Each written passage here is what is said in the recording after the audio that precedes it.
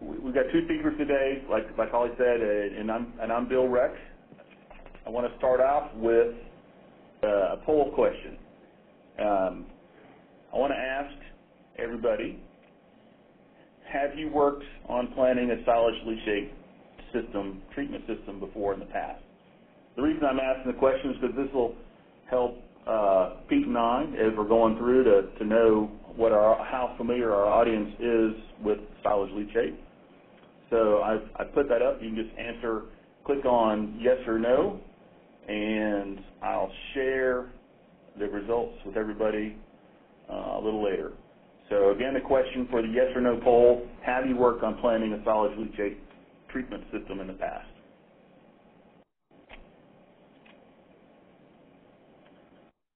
So I'm going to go ahead and move forward. The section that I'm going to start talking about is planning considerations for silage leachate. Holly made available this tech note earlier. It's the only technical reference that NRCS has at this time, and it's a tech note that's been around since the 1990s. It's got a lot of very good information in it in terms of silage leachate and water quality. A lot of the numbers that you're going to see in my slides come right from this tech note. It is a little difficult to find sometimes on the web. I did put a link at the bottom of this slide to the file, so that if you want to share it with somebody else later on, you've got a link to it. It is, like I said, it is a little difficult to find, but it is something that's been around for quite a while. All right, so let's start off. What is silage leachate? I've got a couple pictures here that show in the background you've got a silage leachate stack, and with some liquid that's running out and away from those stacks. Silage is a livestock feed. It's made from green chopped corn, sorghum, legume, grasses, and other forages. And it's basically those forages are put into or ensiled into a silage system to ferment that forage so that it can be used at a later date. This fermenting process, basically you're putting a wet green chopped material into a low oxygen environment, which causes fermentation to take place, and that fermentation acts to preserve the feed value of that forage. Leachate is the organic juice, if you will, that seeps out of the silage. It can occur, after the silage is initially cut from that initial juicing that's going to occur. It can also occur as a result of water flowing through the stack, picking up some of that material and moving it out as water leaches through a silage stack.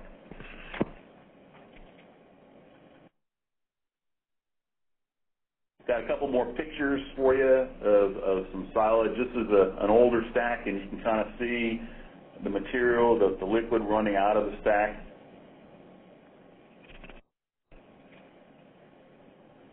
Here's another picture of a bag type system, and the leachate will sit in this bag, but you have a hole somewhere in the bag that occurs, and these will occur. You'll see that a leak that occurs, and notice that this liquid comes out and you've got a dead patch of vegetation.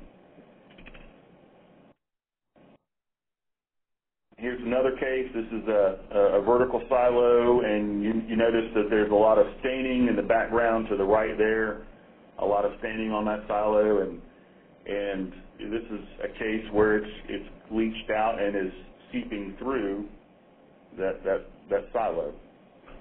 So just some different cases, some types that you might see out there. So let's talk about why is silage leachate an environmental concern.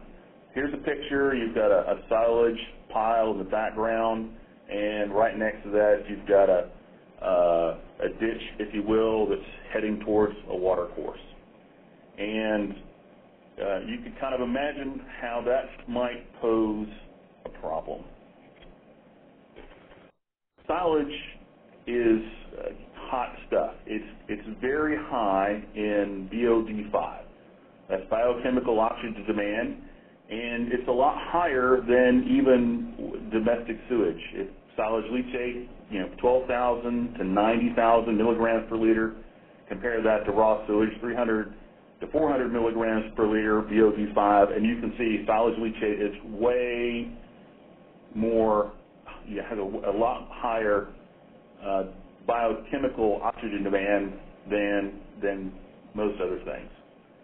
It's also high in nitrates. The nitrogen that's in that leachate, 25% of it's nitrate. Nitrate is a form of nitrogen that's highly mobile and something that we don't want getting into groundwater or our other water courses. Thinking about it as a water quality concern, 1 gallon of silage effluent can cause oxygen content of 10,000 gallons of fresh water to be lowered below the level required for fish survival. That means fish kills. So silage effluent is something that we definitely want to keep out of our freshwater courses. Thinking about it another way, 300 tons of high moisture silage, that creates an effluent with comparable oxygen demand to sewage generated daily by a city of 80,000 people. So it's just another way of saying it's very concentrated and potent stuff. Some other things that, reasons that we're concerned about silage leachate is the time of year that silage leachate occurs. Typically, forage is harvested late summer, early fall, put into silage storage as feed through the winter. This time of year is when our water courses are typically the most vulnerable because it's, with the temperatures of the water is typically seasonally high and flows are typically lowest at this time of year in many parts of the country. So that concentrated silage leachate will have a bigger effect on that lowered water level stream that's at a higher temperature to start with. So the timing of silage leachate when it occurs is at the worst time for it to actually get into a water course. Additionally, silage leachate is highly acidic in nature. The sugars that are in the forage, when it gets converted through a microbial reaction to ferment, it creates an acid, and it's pretty corrosive stuff. It's going to have a pretty low pH, and I'll show you the numbers for pH here in a minute. But the acidic nature of leachate, burns vegetation in the area where it drains. It also can be and cause significant odor. If you've ever been around a tank where silage leachate is stored and have that tank opened, it will about knock you over because it is very smelly stuff. So let's look at our silage leachate pile again. This is the one we looked at here a second ago, and pan back a little bit. Here's where the silage leachate is coming, and you see a couple drain pipes there where it's leaching and getting into this vegetated area. And then if I pan back a little more, and you'll see that this yellowed area of grass, that's grass that has basically been killed by the acidic nature, potency of the silage leachate. So you can tell it can do some damage if it's not diluted. Characteristics of silage leachate, it's mostly water, 90% water. It depends on the dry matter content of the silage when it was actually put up. The pH of that silage leachate can range from 3.6 to 5.5. It's very acidic. In terms of nutrients, there is nutrients involved with silage leachate, and I've got some ranges of some numbers. Nitrogen 0.09 to 0.27 pounds per cubic feet. These are numbers that we use to account for those nutrients that we're adding into our system from a nutrient budget standpoint. And it's in pounds per cubic feet. In a few minutes, I'll show you how many cubic feet are actually generated as by silage. I wanted to talk a minute about CAFO regulations. CAFOs, animal feeding operations, have rules and regulations that are applied to those facilities. And one of those rules basically states that you'll provide storage or treatment for all process-generated waste and polluted runoff from a confinement area for a 25-year, 24-hour storm. Process-generated waste includes runoff from feed storage areas. One of the things that we found is that states don't uniformly apply this regulation in terms of how they want storage and treatment completed, including the 25-year storm, in relation to silage leachate. Some states are requiring all silage leachate to be captured and stored and then sent for utilization. Some states are allowing a separation of high flow and low flow of silage leachate so that low flow can go into a manure storage system or be stored, and high flows can be released to a vegetated treatment area. Other states, yet again, are allowing all of it to go straight to treatment without strict requirements to meet that 25-year, 24-hour storm because everything is quote-unquote treated. So this is something that you have to know for your state. How is your state applying this CAFO regulation with respect to your silage leachate system? 171 feet. So,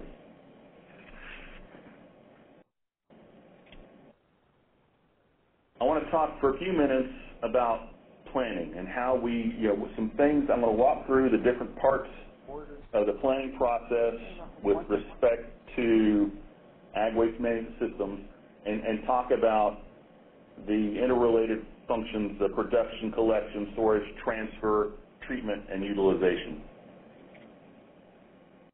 So production, we're talking about how much silage leachate is actually produced. If you look at the Ag Waste Management Field Handbook, it gives a number of about 7.5 gallons per ton of silage. It's probably the best number that we have right now. We do have a table that basically says that the amount of gallons per ton that's produced can depend significantly upon the dry matter content of the material that's being ensiled.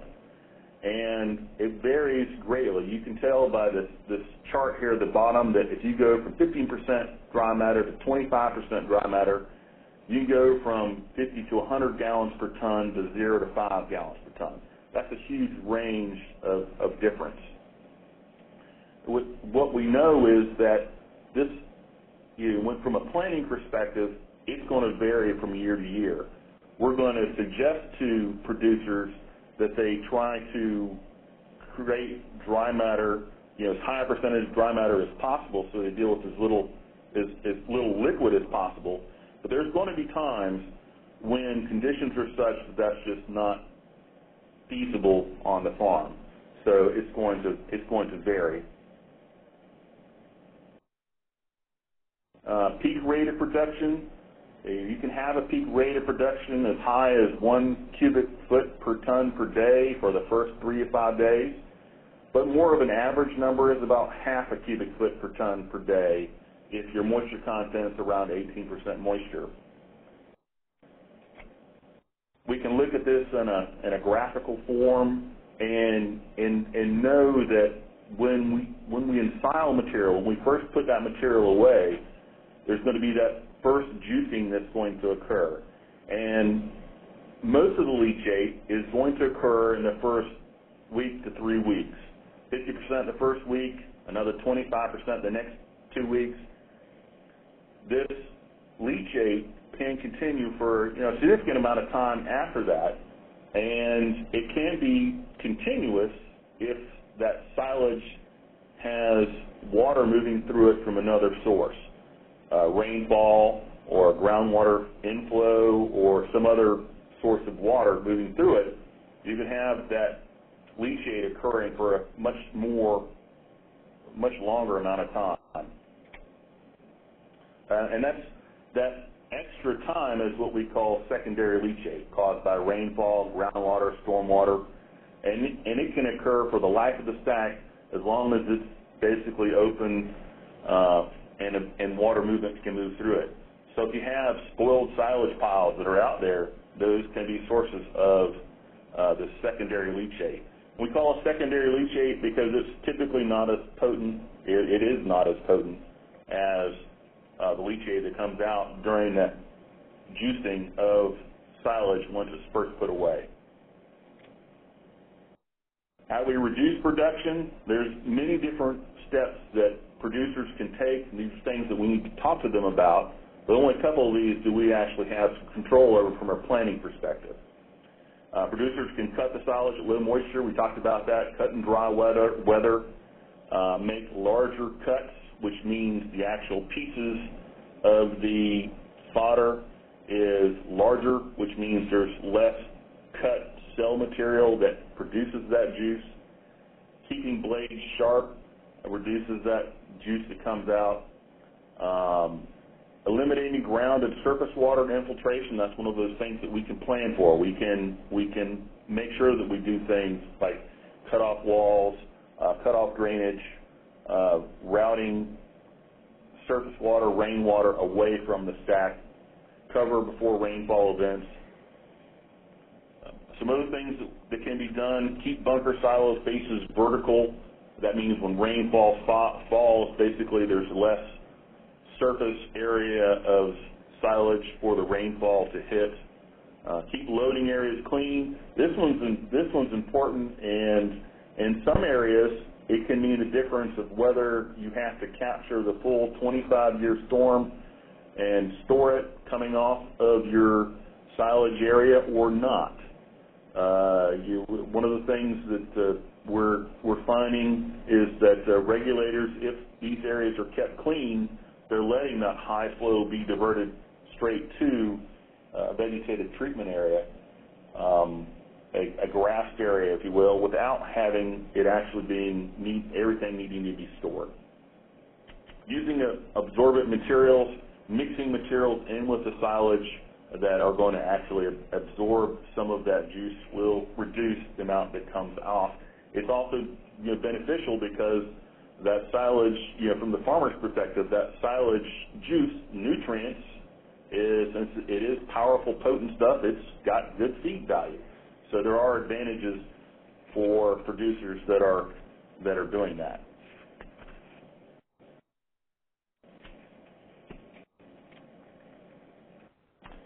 Talked a little bit about collection.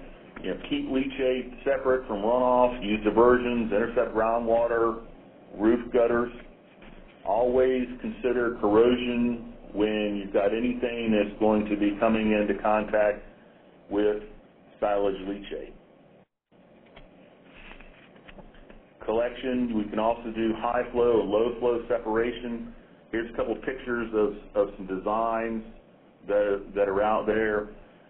In one case, if you look at the picture on the right, you've got a couple PVC pipes that are coming in from an area where silage leachate is produced, and as that flow is just a trickle, it trickles into this PVC pipe cut below and goes into a storage area that's just for that more concentrated waste. But when when rainfall occurs, a stormwater event, and you get higher flows, that water actually jets out over that little collection area and misses it and goes straight to a high flow treatment area. The one on the left, similar kind of thing. You've got a drain point where the silage juice that's low flow will go into that drain. High flow will actually weir flow over and out of that box and go into a high flow area. Solid separation is also important. You want to keep those solids out of your low flow collection. You don't want to have to clean those out very often. So solid separation is and can be as simple as putting up a screen to trap those floating silage solids that are going to be moving with runoff. Storage, there's a couple different typical ways that storage occurs. Number one is, and a lot of this has to do with your location of your system. Can you easily get your liquid straight to a manure storage area? If you have a low flow collection and you can gravity flow that straight to a manure storage area, that's the easiest way to collect and store. If you can't gravity and you have to do something like put in a sump pump, you can do septic tanks and put in a series of septic tanks that are going to collect, and then you can either pump those tanks out on a regular basis or have a sump pump that pumps the stored liquid when you reach a certain level of the tank. If you collect and store in an undiluted, it's going to be more acidic, and corrosion is going to be much more of an issue. Additionally, if you're putting silage leachate into manure storage, you can create hydrogen sulfide gas. So if you've got a manure storage that is a closed, trapped type of system where you could trap gases, this is going to create, can create a dangerous situation at certain times of the year when you're going to be producing a lot of this silage leachate. Treatment is the number one way that we treat is dilution. If you dilute this silage leachate 1-to-1 with water, you're going to get the acid problem lowered so that you can then directly apply silage leachate as to a crop. Storage time, putting it into manure storage, letting it sit there, it's going to the bacteria is going to continue to work on that material, and over time there will be some treatment that occurs.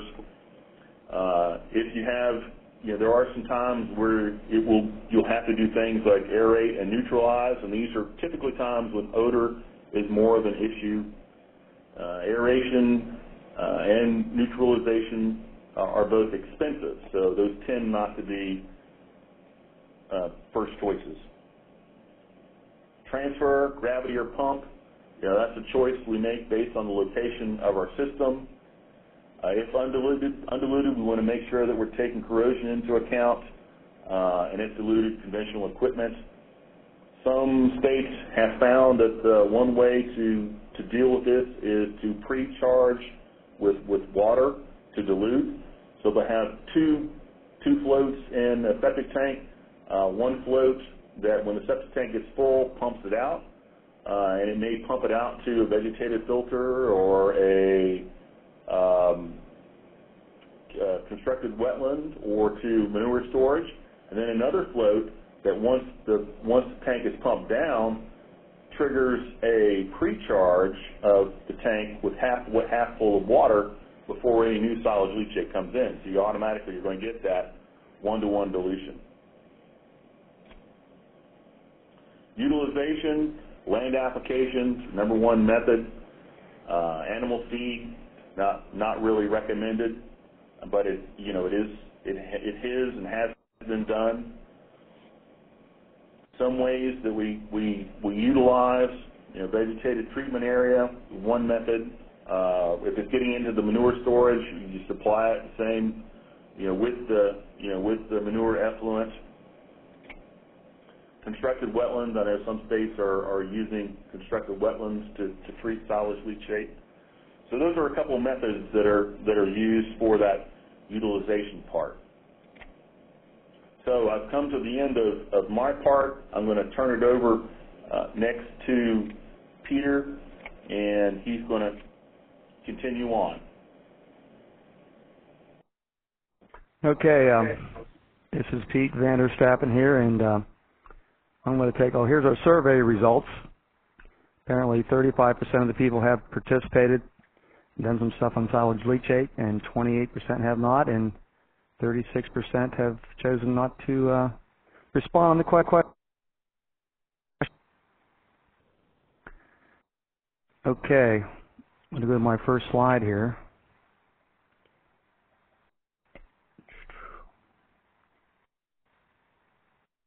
Okay, I think I'm ready to start on my presentation. And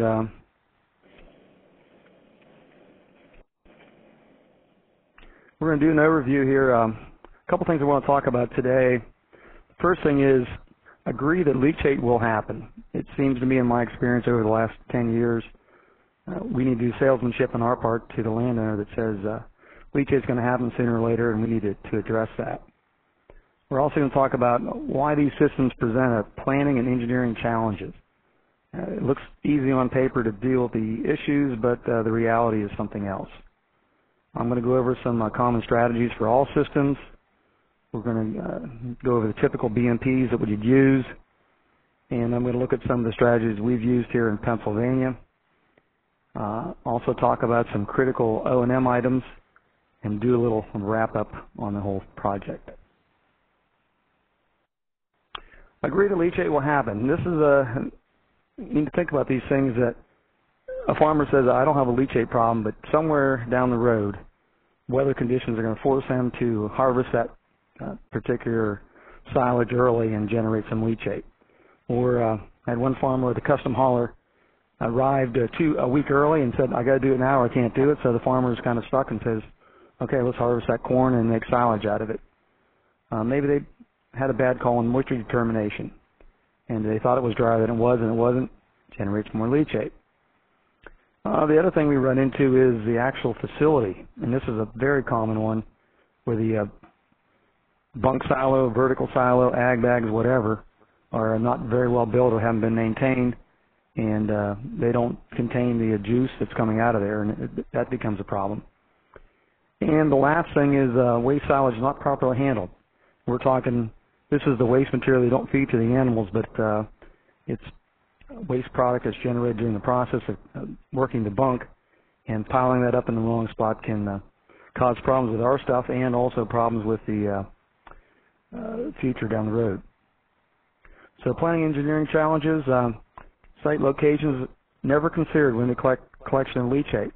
We find a lot of these facilities are located at the low end of the farm and areas that are not very conducive to this, we talked about earlier, high and low flow type collection systems, and that makes it, that's a starting point we have to work with. We're already got a jam there. And Bill had mentioned earlier that everything we put in there, you got to think about it. If we want some long-term durability, it has to be very resistant to corrosion. So we use high-strength concrete, plastic piping, and if they use some lesser quality materials, they need to have a pretty good O&M to replace those products as needed. And especially in the pumps, they need to be pumps that are designed for acidic environment, not just a water pump. And I think the key thing is the practical solutions rely on implementing the O&M plan on a daily basis. And I think that's the critical thing, and we're going to talk about that a little later, how O&M is so critical to make sure these things happen. Additional challenges. Bill indicated, I'll put a screen up and we can keep the solids out. Well, this is the biggest problem we run into is these solids blow around and collect around, and very difficult to screen them out. And we'll show some different screen configurations. It sounds easy, but it's tough to do.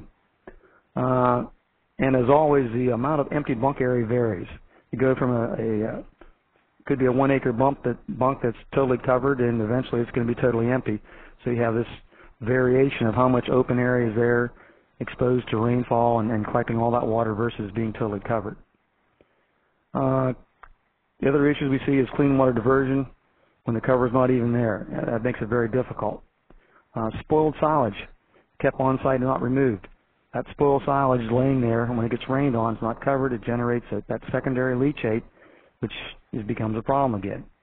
In some cases, we even have farmers that they have a bunk silo for their typical silage, and they get sweet corn or potatoes or some other product in that pile, and that generates all kinds of nasty juice that no one was thinking about. And the last one here was a snowfall cleanup. Maybe the farmer's in a situation, he's feeding out his bunk every day, and all of a sudden you get a foot of snow, and he goes in and cleans up the bunk area so he can get in there to get some more material out of there. And during the cleanup process, he piles up this snow somewhere else, and unfortunately it has a bunch of silage in it. Next spring, when that silage, now the water from the snowfall melt goes down through the pile and generates leachate from that pile, and if that pile is too close to a stream, you can generate a fish kill with the secondary leachate. Okay, typical practices. Bill had gone through some of these earlier. And waste transfer, pumping plant, waste storage, structure for water control, are typical litany of practices that could be involved in trying to handling these particular issues when it comes to collecting and controlling leachate. Common strategies. The first thing we always look at is solids must be addressed. You need to have some sort of a settling area, screens, and bunk management. Those three things need to work together to really keep any solids that aren't going to be fed to be kept off that open area and kept out of our collection system, to not only plug pumps, but also if too many solids move out into the grass area, you kill off the vegetation, and more importantly, you plug up your pumps, or your system gets bypassed. Too many solids plug up the small entrance holes for the low flow system and flow right into high flow. We talked earlier about low flow to be collected. Typically, we send it to a open-top manure storage. It is very critical that you don't send low flow to a closed storage facility because it can generate all kinds of extra gas in there, and that could be harmful, especially if it's a storage underneath an animal facility. You don't want to get any animal health issues with that. And the other choice is we collect it and transfer it right to the storage, or treat it prior to doing anything with it. High flow must be redirected. Typically, we don't want to discharge this high flow directly to surface water. Now, depending on which state you're in, I think most states agree that we don't want to take the discharge to a right to the stream. We know it's not perfectly storm water, but yet it's not perfect water either. So we always talk about either going to a grassed area. Like in Pennsylvania, we go to a grass area equal to the storage area. So if we have a half-acre bunk silo complex, we go to a half-acre grassed area. Other states may call for it to go to a vegetated treatment area, which has a little bit more criteria on that. And it varies across states, and that's what makes this presentation rather challenging. And some states are really concerned about having multiple redistribution systems. You try to spread water out, or this runoff for 100 feet wide, they may require multiple redistribution systems down through that filter area to make sure that the stuff does stay spread out. Very challenging problem. Let's take a look at silage storage options here. We're talking about bunk silos, above ground, vertical concrete sides, above ground covered piles, and we have also the excavated ones in the hillsides. We have vertical silos, which could be airtight, cast in place concrete stave, and the old wooden silos. And then we also have very common to have ag bags on earth or concrete. And we're going to take a look at each one of those and give you some ideas on how we would handle those situations. Vertical silos, I call that the easiest one to collect. Of course, you got to verify that they have a good roof. Typically, they're going to have one discharge point, probably a pipe sticking through the wall. And sometimes that pipe sticks through the wall and goes into a bunk room, and that flows down through the barn.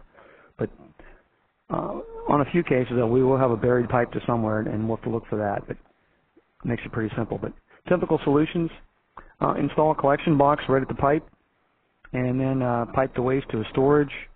Or in some cases, we can identify a specific point.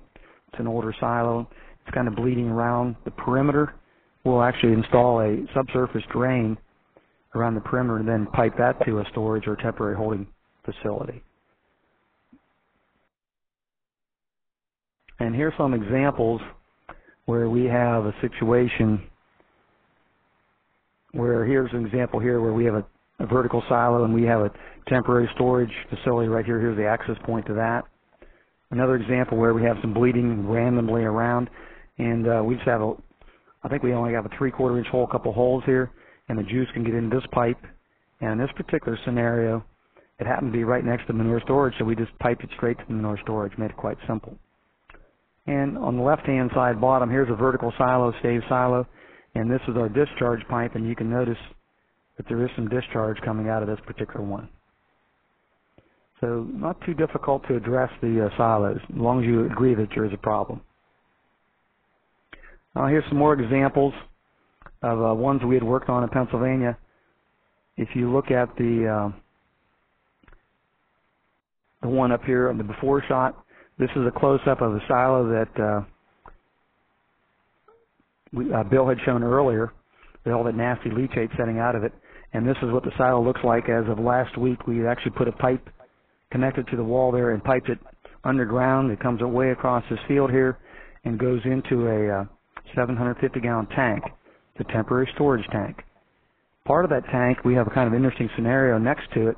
How does the farmer know when it's full so he can pump it down? And we actually have a kind of an interesting farmer engineering here, a float valve. This float floats up and tells the farmer it's full. On this particular site, it worked out nicely. He drives by this thing all the time, so he knew that when he fills silage, when he drives by and that float starts coming up, it's time for him to get his manure spreader and haul that liquid up to his main storage. An interesting way to solve a kind of easy problem. Next, we're going to talk about ag bags, and Bill had mentioned them earlier. Typically, liquids, if they have a high moisture content, they'll stay in the bag and they'll kind of come down the lower end. And when you look at ag bags, we see typically a couple of different scenarios. First, we look at the ones on earthen sites. And typically these are overflow situations where the farmer doesn't have enough storage, so he'll put his excess silage in those. And hopefully in the planning process, he'll locate them above grassed areas. And once he's done emptying those particular ag bags, they'll regrade, mulch, and seed after each use. And he'll rotate the location from year to year, when that's a really good thing to do. The other type of ag bags is permanent sites, and they should also be located above the grassed area. And a lot of times they establish a very impervious soil base, and that could be, and they also could install some low-flow collection points or points to gather up the juice that comes off these bags. Because sometimes we'll have 4 or 5 or 6 of these in one location. Even those particular sites, they need to do some regrading at the end of each season. The key thing here is diligent O&M to make these things successful. And if it's on an earthen type site, you can have some E&S issues during the unloading process, and especially over the wintertime, it gets pretty muddy up in those areas. Now, some ag bag farmers, they don't want to go to a different system, so they stay with the ag bags. They've identified that, they get muddy in the wintertime, so they actually concrete the entire area and lay the bags on top. Well, that's a very stable site. E&S is not a problem. And now we still have the issue when they cut that bag open, or if they happen to harvest at a high moisture, they need to go in there and still collect some low flow. You might have a couple thousand gallons come out of the bag when you open it up. So our recommendation is they need to put in a low flow collection system and pump it and take it out to a storage or temporary storage or tank. And then still they need to consider having a properly sized grassed area or VTA down below there, just in case they do have some continuous bleeding. We're going to go to the picture on the next page, give an example of that.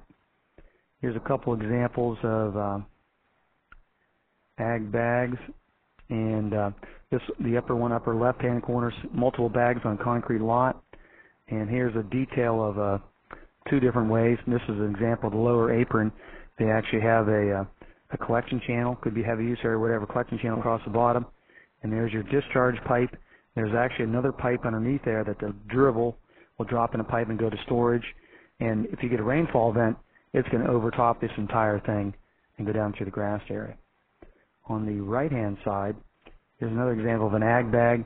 It's got some continuous juicing here, and they just have a small riser pipe and a few small holes on it, and low flow goes into that. And during the rainfall event, it's going to overtop this entire system and get down through a grassed area. Okay, here's some examples of ag bags on earth. And the upper left-hand side, you can notice that he has two bags, and looks like the one, excuse me here. The one over here on the right-hand side is under use right now, but you do have a lot of materials around here, gravel and whatnot. So hopefully it's a pretty impervious site, but the runoff would go off into a grassed area. On the lower right-hand side, this is shot at probably in late fall. Here's a nice example of ag bags surrounded with grass. So this farmer, at the completion of each year, he would go up and reseed the entire area and reseed it for next year's use. And the ideal situation would be is to really move those bags to a different location. Bunk silo in ground. I consider this one the most difficult. It's not a common practice here in Pennsylvania anymore to go in ground, but we do run into these all the time with existing operations. They might require a perimeter subsurface drain to control water table. And some of the sites are located in pretty pervious soil, so you have a problem of not only water leaking in, you could have leachate moving out. So sometimes our solution would be is to resurface with the cast-in-place concrete or panels. And as always, we want to collect the low flow and redirect the high flow to a grassed area or VTA. And here's a reality check, most folks. Some situation, relocating the entire facility and decommissioning may be the best solution. And I'm going to show you an example on the next page here. We'll take a look at one of our sites here. Here's a site on the upper left-hand corner. It's very small. They have a concrete floor in here. They've invested a little money into it, but they've dug into the hillside. It was juicing like crazy, and there's a ditch, road ditch right here flowing down a road ditch. Now, this is one of these sites where the farmer didn't want to spend any money on concrete in the sides and putting a collection system in. So the best solution in this particular case was to not use the site anymore. We have another example here of an in-hill particular site here where we have concrete, and we've actually made concrete apron across the entire front of two different bunks. And you'll notice these 3 or 4 pipes sticking out of the ground. When the water does flow down through here, these pipes have probably a 1-inch hole under each pipe, and we can capture that low flow, which would be the juicing that happens on a regular basis during that first initial 30 to 90 days. And if we get some secondary leachate, we can catch that low flow. But during a rainfall event, whether this is half full or 3/4 full, the rainwater will come down here. It'll overtop this entire little system here and go into a grassed area. So we're capturing the low flow, and at the same time we're treating the high flow. Bunk silos above ground pile. These are typically used during years of surplus forage, and sometimes these are farms that transition. They're thinking about building permanent storage, but haven't got there yet. Easy to implement from the farmer's point of view, but we always have concerns with there's a lot of waste that comes out of these things. They're hard to clean up nicely. ENS can be an issue, and if they're poured on very porous materials, you could have leachate going down to the groundwater. And here's some examples. The one picture on the upper side is pretty dark, hard to see, but you can see in the middle here there's a pile they're actively working on. You can see a lot of, looks like some mud and stuff in here, so it's not very easy to see. On that same farm, looking uphill, they had 2 what look like very beautiful piles here, and the grass in the front looks a little bit brown, but it's really not dead from leachate. It's just cut grass that will mow down. So these are 2 nice stacks. We really had no issues when we were looking at that particular day, but if he would continue to use that same site over time, we would certainly think about doing some long-term improvements. Okay, bunk silo above ground with panels, same type of thing. The biggest problem we have on these is not liquid tight. The panels are not liquid tight. The floors have cracks, or the does a poor job of covering them, and that generates some secondary leachate down the road. The other thing that comes into play was they're always very large in size, and the larger the bunk, the larger the leachate problem, and the greater the chance of that causing problems. And poor bunk management is the big issue too. Some of the solutions we use with these above ground systems, obviously divert the off-site water. We collect the low flow at the entrance. We always pipe the low flow to some sort of storage if we're upgrading it from the storage. If not, we'll have to pump it to have to actually put a tank in and pump the low flow. Here's a big one that you need to tell the landowner. Repair old joints and collect all leachate. You're going to have to go around and inspect these facilities and see why do we have juice coming out middle between the panels. That's something the farmer needs to work on his O&M. Another one you could consider is improving the wrapping and covering system to reduce leakage and secondary leachate. I'm going to show you an example of that. And we talked about the idea too of we need to either pump it, and in some cases we actually do. One of the questions we got from the audience was about, does it meet EPA requirements, this high flow, low flow stuff? And at least in Pennsylvania, if we collect the low flow to a storage and take the high flow up to the 25-year storm to a grass area, we can do that. And I have some pictures of that here coming up in our next couple slides here. But here's an example. On this particular page, we have the site on the left-hand side, a couple bunks there, and here you can see the leachate actually coming out, flowing across. And this is one of just first built, but there is a screen box here, and that goes to the low flow, and the high flow would go to a grassed area. And on the left side, or right-hand side, we have the idyllic. This is pretty good bunk management here, very well kept and clean. But these sites can catch up to you and cause some problems down the road. We'll talk about that. This is an example of a site where it was a CAFO operation, and in the upper right left-hand corner, you see a couple bunks here. All the runoff is contained in this berm for up to the 25-year storm. So what they've done is collected all the runoff up to the 25-year storm, and I have a detailed picture of a kind of a water control structure where the low flow is piped directly through storages located downhill, and then these screen boxes and combination of things, we actually have an 8-inch pipe on the lower left-hand side, an 8-inch pipe that comes out, and we actually have a very long distribution pipe, so we can take the high flow and go to a grassed area, which you see in the picture down below here. That was acceptable for the DEP, which is the Pennsylvania regulators in Pennsylvania. Here's an example too.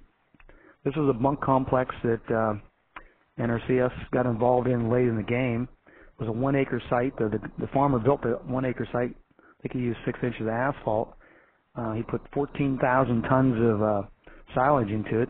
It's a beautiful pile, and had the problem of the contract silage guy came in 2 weeks early, but had to get it done now.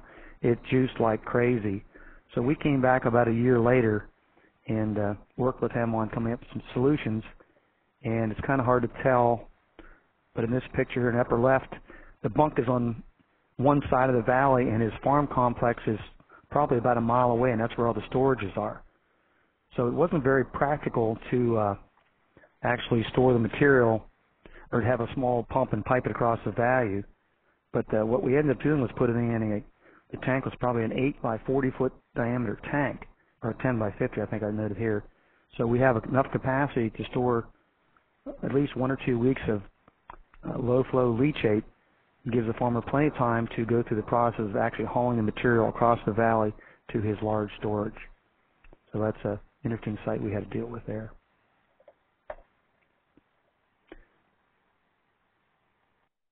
Here's some more examples of just low flow collection. These aren't high tech sometimes. Here we just got a pipe with the farmer threw in a tire around the outside of the pipe on the left hand side there to try and keep the solids out. When it starts raining too hard, it goes through a grassed area. And one of the things we do call for, if we go to a sump type system or pump system, we want an alarm system with it. We want a light that goes off or even a light up to the barn to make sure that if the pump's not working, the farmer knows that he's not working and needs to go down there and check on that. One other thing we had talked about, we don't see this too often done, maybe out west in some different places, but if you have a vertical walled silo system and you have issues, in this particular example here, they actually put liner that hangs up each side of the bunk. They actually go through the filling process, then they lay the material on the side, the plastic over both sides, and bring a top cover in. And the beauty about this system is this is usually humped up, but the silage will settle, the rainwater will come along the sides and actually percolate. Instead of through the silage, it'll percolate between the wall or through the wall and come down the bottom. And I've actually seen drains at the bottom here, so we can actually take that clean water that hasn't gone through any silage and pipe it away from the silage. This can have a great advantage. It does have some cost involved with it, but it has some great advantage to, if the farmer really looks at it, he can actually have less waste silage. And if you are short on silage, that could be a critical thing for the landowner. I'm looking at my time here. Here's some more examples of different high flow, low flow type systems. And I should give a kudos to New York State and Pete Wright. I stole a bunch of these slides from him, and he's probably saying, gee, Pete got those from me. But different examples, there's all kinds of configurations on trying to screen out all these solids. And in this example, screen of solids here, low flow comes down through here through the pipe, and then there's the actual collection of the lower part, and the high flow can go through here. All kinds of different methodologies out there. Here's another example of a screen box. You can see the solids are trapped here. All kinds of different ways to, here's a very fancy system. You get the low flow coming out of the left corner and dropping in. High flow goes out a bigger pipe to some other location. And I love this screen. This thing you can pick up a skid loader and drag it backwards and hose it out and put it back in. All kinds of methodologies here to screen out solids and divert to high flow and low flow. Here's an example of a split cell vegetated filter area where they actually took the flow and split it both ways so they can rest on one side and then flip it to the other side. Another interesting way to handle your high flow material. And in some states, here's an example of a low flow system that goes to the waste storage facility, and the high flow, and this particular one came out of the Northeast, comes out into a storage basin first. Let me highlight that. Into the storage basin first, and then it flows into a vegetated filter area, the center one here, and then it actually has gravel berms across several sections to make sure that we don't get short-circuiting of the vegetated filter area, and it gets redistributed as it goes down through the system. So you have a lot of variation on what the particular NRCS state interprets the rules, and also what their regulatory people want them to do. Let's talk about the last thing. I want to kind of get this wrapped up here, running out of time. Why you need an O&M plan. Here's an example situation. You can see the cover's not complete.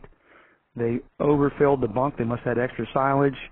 We had a grand design here for screening and a low flow with the pipe there, but they got the systems already starting to plug it up before we had a chance to even start collecting leachate. So let's talk about O&M. You need to have a detailed O&M tailored to every operation. It should talk about all the concepts Bill talked about earlier about proper moisture, and at least get them the idea of thinking, gee, if you can control the harvesting, harvest at a lower moisture, not at a higher moisture. And if you run into issues, come up with contingencies, a lot of cases we need to document there's no discharge up to the 25-year, 24-hour storm. And that can be difficult to do sometimes. That's something they may need to look into. This is the critical one here. Describe daily monitoring, cleaning, waste silage disposal, location of disposal, etc. I think this is one of my concluding slides will say the same thing. You need to get to not the owner of the operation. You need to get to the gentleman or lady that's in charge of feeding all these animals, and he's the one that does the filling of the TMR, and he does the work on the actual bunk. He needs to be bought into this whole system that every day he needs to clean up his site there, properly dispose of the waste to a storage or a safe area, and to clean those screens up, get off that equipment and clean those screens up if he needs to. That's the guy that can make or break all these practices. So we've tried to, a couple key things I want to bring out at the end here. Leachate concerns are on the regulatory radar. I think it varies from state to state, and even Pennsylvania, it varies from region to region. Some regions are more apt to look at them than others, but certainly developing CMPs, if he's got any kind of storage of silage, we need to look at them. We've talked about the general concepts of collecting, storage, and treatment, and they apply to no matter what type of facility you have there. The location, type of facility makes a big difference on how you're going to handle these things and how you're going to address them. And in this presentation, it's kind of difficult to say what the state regulations are because they do vary from state to state, and there is no standard solution. I think the key is, O&M plans need to be implemented to make these projects successful. And my last parting comment, as always, is the bunk guy can make or break any site. We can, soil cons can do great planning. Engineers can come up with all kinds of either simple or fancy systems. But if the guy that's running the facility doesn't buy into the whole keep it clean and keep it cleaned up, they're going to have leachate discharge that will overtop the low flow and kill the grass on the high flow, and all kinds of things can go wrong. And with that, I'm going to complete my presentation and pass it back to our moderator. If you'd like to ask a question, you can use the Notes tab, or you can dial *1 on your phone to put yourself into the queue. You'll hear a notification when your line is unmuted, at which point you can state your name and your question. So this is Bill Reck again, and I see that we did have a question in there that Bill Zacharias out of Ohio is asking, does anyone have any collection treatment drawings that they care to share? And I will say, Bill, we can get you some of those drawings. There's some good ones out there. I'm thinking that probably a good way to do that would be to put them up on the East NTSC's SharePoint site on the animal waste management page. We can put a folder in there and put some silage leachate drawings for you in there that might be helpful. Yeah, Bill, I'm going to tab in on that. New York has some good drawings too for their high flow, low flow collection system too. So I agree, we should be able to get some of those.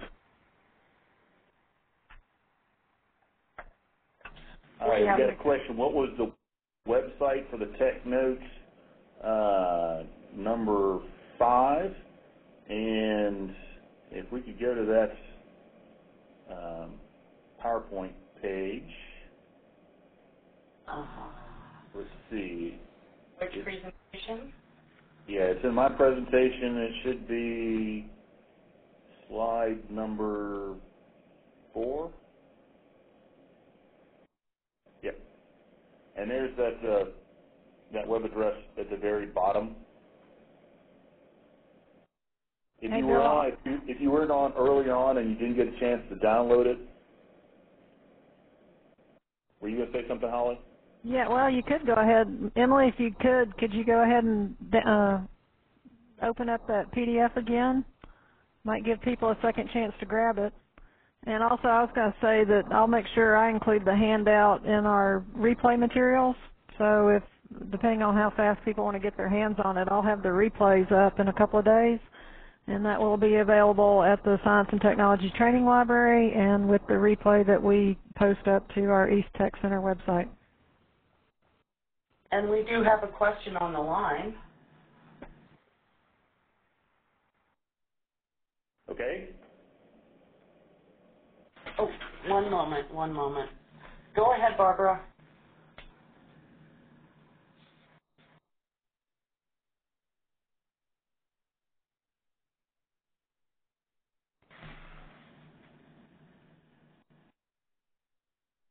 Barbara, I'm not hearing any. You can go ahead and ask your question.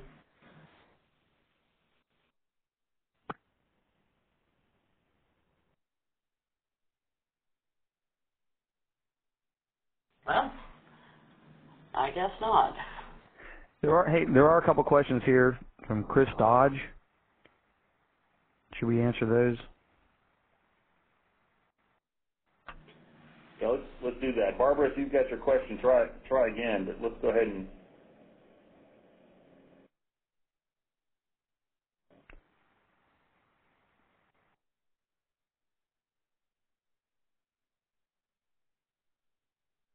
All right, Chris says, I noticed you only mentioned high-strength concrete, which haven't had much luck with.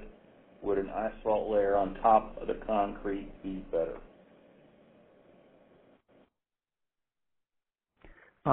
Hey, Bill, my answer to that question is, typically we run into a situation where we're doing a precast tank or something, and precast tanks are typically 4,000 or 5,000 psi. We've had not too much problem with those having corrosion issues. But if we think there's going to be an issue, then we go in and treat the inside of the tank with Hyponex or some sort of a crystalline treatment process to help protect that concrete down the road. I've only known of a few guys that have done asphalt, and usually the problem with asphalt is their loaders are so big they need to put in 8 inches of asphalt or more to, they have loading issues with a loader. But that might be a possibility. But don't have any experience on that. Yeah, me neither.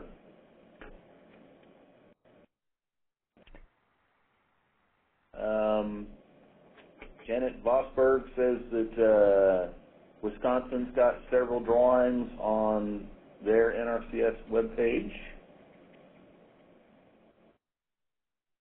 Any recommendations for concrete additives? I think Peter just mentioned. Yeah, and somebody else asked me a question what the actual stuff was, and it's Zypex. I used the wrong word. Zypex. Z-Y-P-E-X. You can find it online. It's called Zypex. Not that we're promoting one product, but it's called Zypex.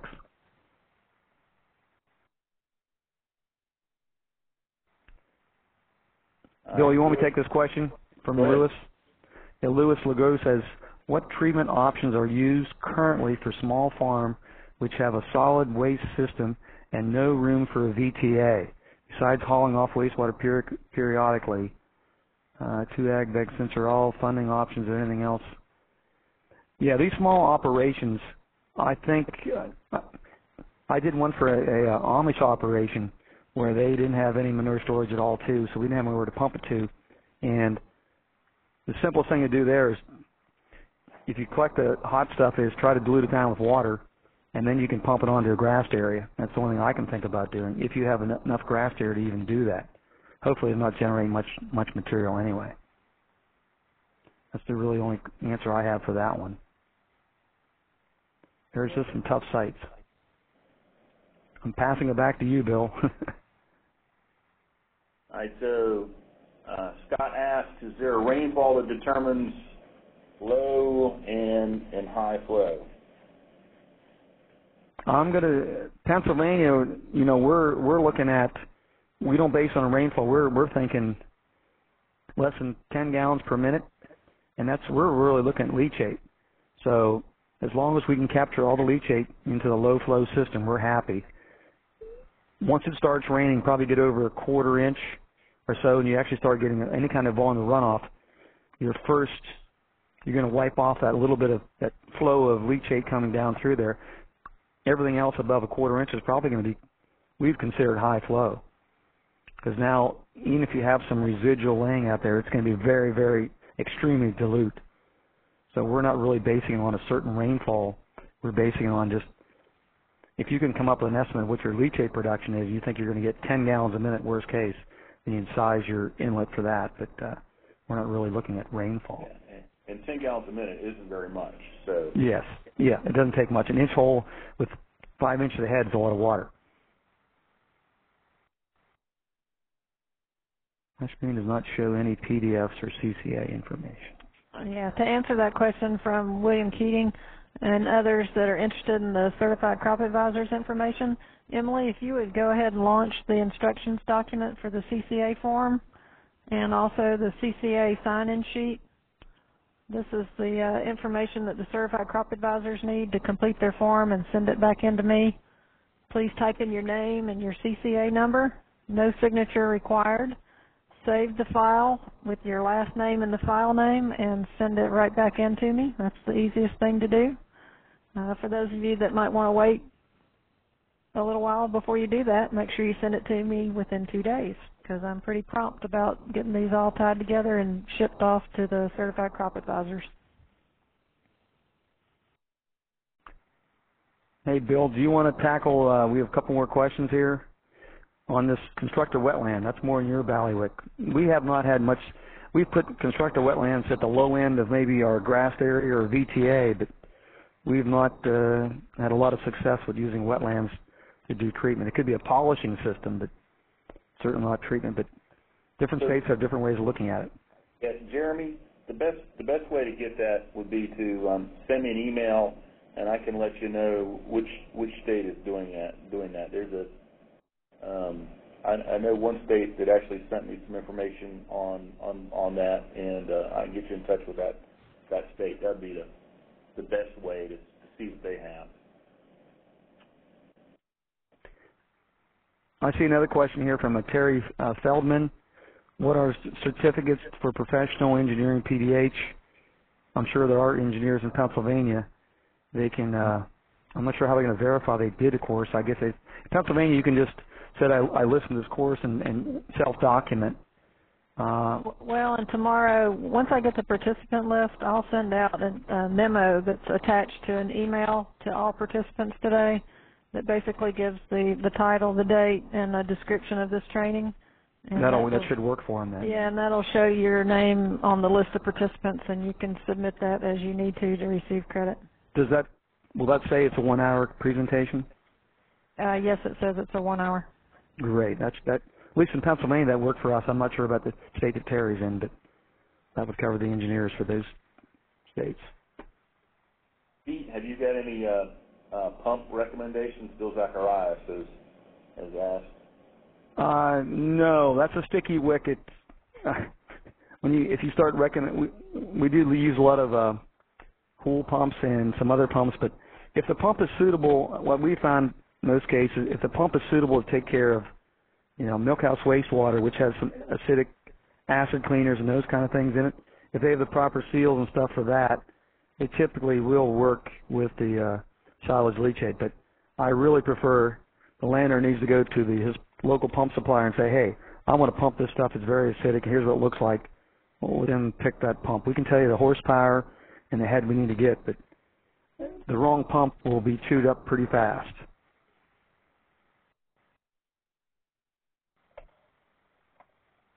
Well, that looks like the end of the questions.